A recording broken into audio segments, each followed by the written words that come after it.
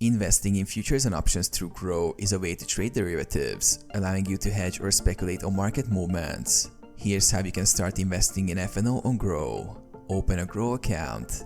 Download the Groww app or visit the website and create an account by providing your personal details and completing KYC verification. Link your trading account. Once your Groww account is set up, you need to link a trading account with Groww to access F&O trading. If you don't have one, Groww provides seamless integration with stockbrokers like Zerotha for trading. Fund your account. Deposit funds into your Groww trading account using bank transfer or other available payment options. Ensure sufficient funds for margin requirements. Enable F&O trading. Navigate to the F&O section on Groww and enable futures and options trading.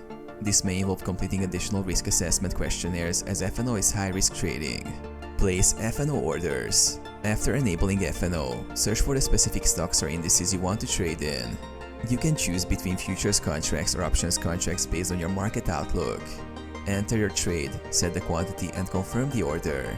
Monitor your positions. After placing an order, track your open positions, manage risk and make adjustments as necessary.